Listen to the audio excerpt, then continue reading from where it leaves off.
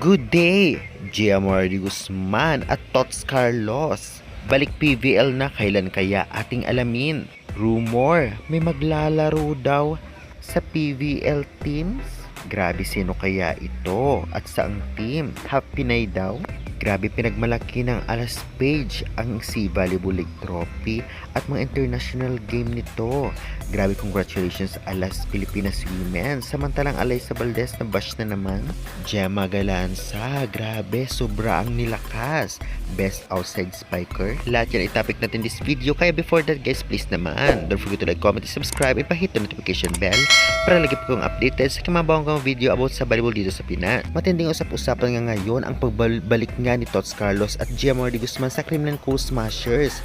Ngunit hindi ito mangyayari ngayong conference dahil malaki ang chance na maglaro sila sa reinforced conference kung saan babawi at babawi talaga ang Team Creamline, lalong lumalakas ang mga team. At sure ball, 100% na magaling na si Tots Carlos. Samantalang Gemma Galanza, na-appreciate ng fans, sobrang lumakas. Best outside spikers, napakalaki na possibility na makuha niya.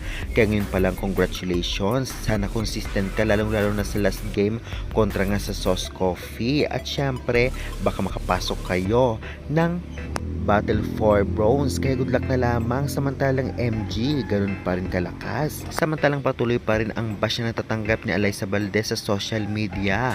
May nagsasabing bantay sarado at palaging block daw. At syempre, sa receiving ay talaga namang mahina siya. Ganun pa man, ay kilala natin si Alyssa at walang dapat siyang patunayan noon pa. Syempre, maraming mapupuna ang basher na talaga namang kahit gano'n natatanggap niya ay still humble pa rin ang penom na si Alyssa Valdez. Kaya good luck na lamang. Samantala, maging proud naman tayo sa latest post na Alas Pilipinas page na talaga namang mga trophy at talagang international na panalo ng Alas Pilipinas Women's na deserve nila. Syempre, congratulations at lalo silang lumalakas habang tumatagal na magkakasama. Kahit bumalik man sa PVL ay talaga nagtitraining pa rin sila kahit isang beses o dalawang beses sa isang week.